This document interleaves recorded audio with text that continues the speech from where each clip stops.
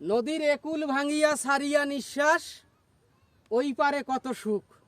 প্রকৃতপক্ষে কোনো জায়গাতেই সুখ নাই। এই বছর নদীর যদি এই গড়টা ভাঙে, ওই পাখে বাঁধে, ওই পাখে ভাঙে, এই পাখে গড়ে। আসলে আমরা আছি এক চরত, এ চরের নামও আমার মনে নাই। এ চরটা যে কোথায় তাও জানি না। ওটা নাকি সাহেবের আলগা না কি জানি, আর ওই পাহে গজনি। কিছু দূর গেলেই হয়তো ভারতের জায়গা দেখা যাবে। আসলে এইসব জায়গায় আসলে মনটা ভরে যায়, অনেক কিছুই মনে পড়ে।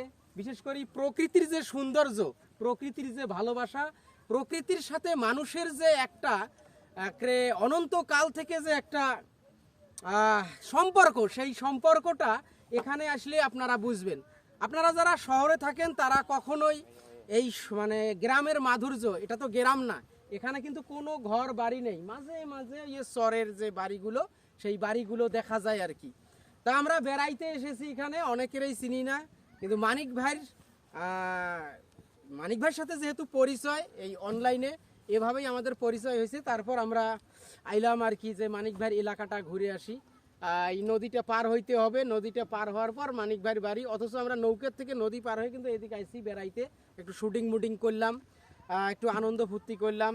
মানিক ভাইয়েরও কিছু ভিডিও করলাম, আমারও কিছু ভিডিও করলাম, দুই একটা রিল করলাম। তা অতি শিগগির আমরা রংপুরের মানুষে আজ অথবা কাল দুই একের মধ্যে এমন একটা ভিডিও পাবেন, অমায়িক, অসাধারণ, ফ্যান্টাস্টিক। মানিক ভাই আর আমি অভিনয় করেছি। মানিক ভাই স্ত্রীর ক্যারেক্টার করছে, আমি স্বামীর ক্যারেক্টার করছি।